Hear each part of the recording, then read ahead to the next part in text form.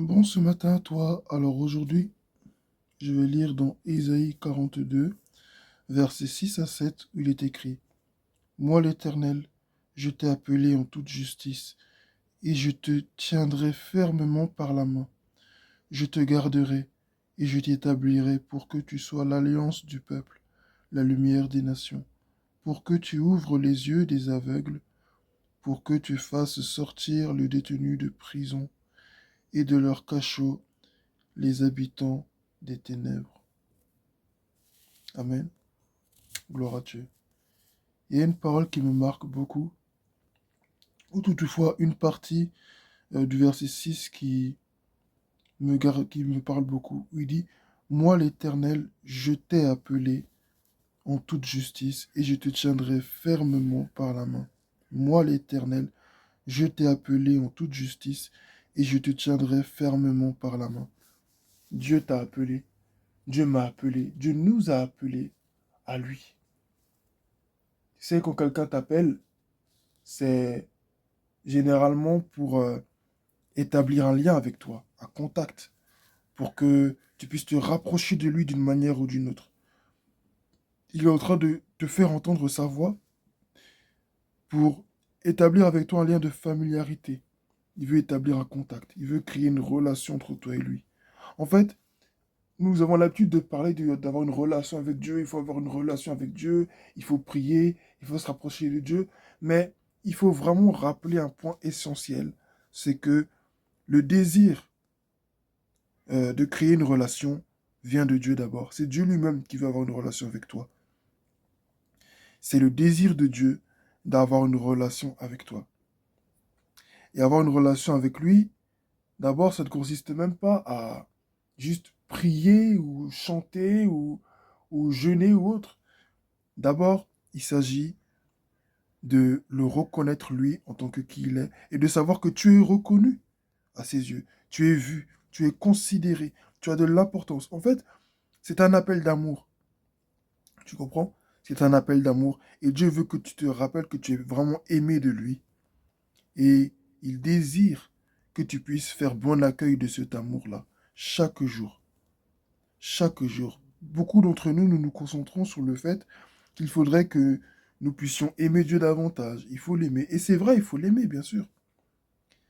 Mais nous avons tendance aussi à oublier que l'amour qui doit se manifester dans notre relation avec Dieu ne va pas que dans un sens. C'est pas juste nous qui devons l'aimer. C'est pas juste nous qui devons être motivés pour lui, être déterminés, être zélés pour le servir. Dieu lui aussi, il est déterminé pour nous manifester son amour. Dieu aussi est, est prompt à nous démontrer encore chaque jour son amour, à nous le faire vivre, à nous le faire ressentir, à nous remplir de cet amour. Parce que comment est-ce que nous pouvons l'aimer si nous-mêmes, nous ne savons pas que nous sommes aimés de lui? Comment pouvons-nous aussi aimer les autres si nous n'avons pas reçu son amour? Et comment nous aimer nous-mêmes si nous n'avons pas reçu son amour encore une fois? Il dit: Moi, l'Éternel, je t'ai appelé en toute justice et je te tiendrai fermement par la main. Dieu ne veut même pas te lâcher. Tu vois, ça, quand tu lis ça, tu, tu y vois vraiment l'inscription même de l'amour de Dieu pour toi. Il dit: Je te tiens fermement, c'est-à-dire avec force. Il met toute sa poigne. Il te tient avec force parce qu'il ne veut même pas que tu le lâches. Il ne veut pas te lâcher. Dieu tient beaucoup à toi. Dieu tient beaucoup à toi. Il dit: Je te garderai, je t'établirai pour que tu sois l'alliance du peuple, la lumière des nations, pour que tu ouvres les yeux des aveugles, pour que tu fasses sortir le détenu de prison et de leur cachot les habitants des ténèbres. Tout à l'heure, j'ai dit que il n'y a pas que nous qui devons être zélés pour l'œuvre de Dieu, pour faire ceci, pour faire cela. Dieu lui-même aussi est déterminé à nous montrer son amour, et voilà. Souvent, nous précipitons pour le service. Je dois faire ça pour Dieu, je dois faire ça, je dois aller ici, je dois aller là-bas. Mais c'est pas par là que la vie chrétienne commence. Ici, dans ce passage, tu vois que Dieu commence par dire: Moi, l'Éternel, je t'ai appelé par ton nom.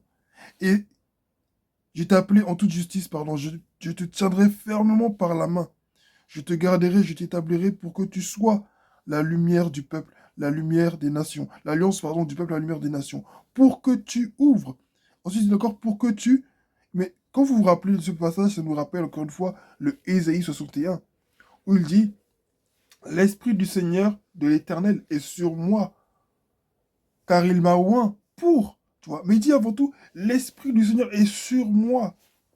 C'est-à-dire, d'abord, il y a ce contact, cette proximité, cette intimité, ce contact palpable entre nous et Dieu d'abord, avant que le service puisse être réalisé.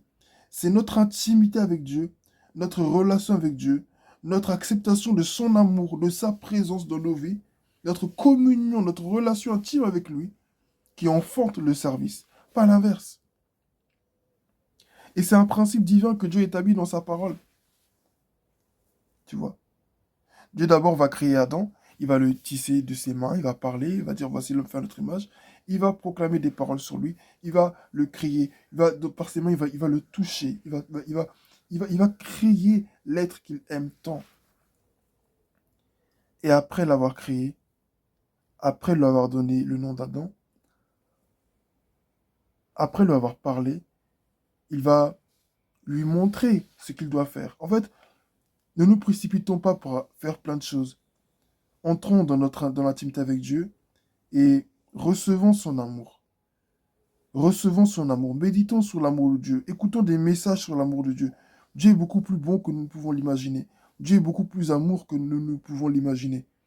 Voilà pourquoi ce même Dieu ne permettra pas à ce que les gens te fassent du mal. Voilà pourquoi ce même Dieu aussi ne permettra pas à ce que n'importe qui te touche n'importe comment. Il peut arriver qu'il y ait des épreuves. Il peut arriver qu'il y ait des combats. C'est vrai, Dieu nous aime, je dis pas, hein. On peut nous tuer, on peut nous faire beaucoup de choses. Mais c'est-à-dire que l'amour de Dieu nous conservera près de lui en toutes circonstances. Amen. Donc que Dieu nous fortifie, que Dieu nous aide. Rappelons-nous que nous sommes tous et toutes aimés de Dieu. Et avant tout, nous devons aimer Dieu et nous laisser d'abord aimer par lui. Nous devons recevoir l'amour de Dieu pour pouvoir ensuite le servir. Parce que, vous savez, on ne peut pas servir quelqu'un qui ne nous aime pas. Quelqu'un qui ne nous aime pas, qui nous traite mal, c'est dur de le servir. Parce que même si on le servait, ça allait être par contrainte, par obligation. Vous voyez? Notre cœur n'y serait pas. Or, lorsque nous savons que nous sommes aimés, lorsque nous savons que nous sommes acceptés, lorsque nous savons que nous n'avons pas d'efforts à faire pour être acceptés par lui, ça rend même le service un peu plus facile. Beaucoup plus abordable en tout cas. Parce que ça signifie que, en fait, c'est pas parce que j'ai raté quelque chose que Dieu ne m'aime plus, que Dieu n'est plus fier de moi. C'est pas parce que j'ai loupé le coche que Dieu m'a oublié, ou que Dieu a mis ses mains sur sa tête en se disant, mince, qu'est-ce qu'il a fait? Oh là là, oh là là, qu'est-ce qu'il a fait encore celui-là? Non, Dieu ne te blâme pas, Dieu ne me blâme pas. Il dit, moi l'Éternel, je t'ai appelé. C'est Dieu qui t'a appelé, c'est pas toi qui l'as appelé. Le premier pas, il a été fait par lui. Il n'a pas été fait par toi ou par moi. Le premier pas, il a été fait, hein, par lui. Le premier pas qui a été fait pour établir une relation, une connexion, il a été fait par lui. Il n'a pas été fait par toi, il n'a pas été fait par moi, il n'a pas été fait par un prêtre ou par un je sais pas quoi. Il a été fait par lui. Donc chaque jour, tu dois te rappeler que le premier pas a été fait par Dieu. Le premier pas pour établir une relation, pour établir un contact, pour qu'il y ait une marque de surnaturel dans ta vie, ce premier pas, il a été fait par lui. Et Dieu désire avoir une relation avec toi. Dieu désire que tu s'approches de lui. Dieu désire que tu le connaisses. Donc ce matin, je finirai par là. Reçois l'amour de Dieu pour mieux le servir. Reçois l'amour de Dieu, car c'est de l'intimité, amen, avec Dieu que découlera ton service. Et le service, tu vois, ça va découler tout seul. Ça va découler tout seul. Tu vois, ça va se faire naturellement. Donc, avant de chercher à être un intercesseur, avant de chercher à être un prédicateur, avant de chercher à être je ne sais pas quoi d'autre, cherche à être un intime de Dieu. C'est là que tu découvriras la réelle personnalité du Père, l'amour qu'il a pour toi depuis toujours. Pourquoi est-ce que beaucoup d'entre nous demeurent dans le péché? Parce qu'ils ne connaissent pas réellement l'amour de Dieu pour eux. Pourquoi est-ce que beaucoup d'entre nous, ça donne à des choses? Pourquoi? Parce que qu'est-ce qu'on cherche dans le péché la plupart du temps? Le plaisir, la satisfaction, effectivement, parfois qu'on les trouve. Mais à quel prix? À quel prix au final? Être loin de Dieu? Mourir loin de lui? Vous voyez? Donc, pourquoi est-ce qu'on est dans le péché souvent? Parce qu'on ne connaît pas réellement l'amour de Dieu. Si tu savais qu'au-dessus du péché que tu commets, il y avait plus, il y avait mieux, et ça ne te coûtait, et qu'en plus de ça, ça ne te coûte rien. Je suis sûr et certain que le péché, tu l'aurais déjà abandonné naturellement, tu vois. Donc, quel que soit ce que tu es, ce que tu as fait, approche-toi du Seigneur maintenant. Va dans sa présence, parce que le premier pas, il a été fait par lui. Le premier pas, il a été fait par lui, et il a été fait dans ta direction, pour toi.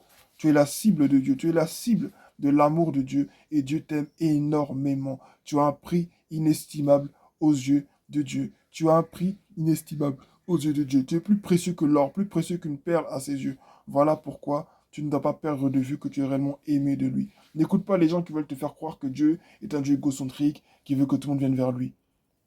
Mais c'est lui qui nous a créés. Pourquoi est-ce qu'on n'irait pas vers lui? Une mère qui a fait son enfant, n'aimerait-elle pas que son enfant vienne à elle? Acceptera-t-elle que son enfant la quitte pour aller soumettre sous la tutelle d'une autre femme en disant que c'est elle ma mère et c'est pas elle? C'est logique ça? Non, mais pourquoi est-ce qu'avec Dieu qui a tout créé, ça serait logique? Donc n'écoutons pas ce genre de choses. Dieu nous aime réellement. C'est pas un amour possessif, c'est pas un amour toxique. C'est un amour authentique. Et Dieu t'aime. Et il veut vraiment que tu connaisses cet amour véritable. Mais tu dois y croire. Croire qu'il existe. Croire que c'est possible. Vis-le dans ta vie personnelle. Il est là. Il n'attend juste une chose. C'est que tu entres dans ta chambre, que tu commences à lui parler, à l'ouvrir ton cœur, à lui parler sans retenue. Tu verras petit à petit que Dieu te bénisse et que Dieu te fortifie. Amen.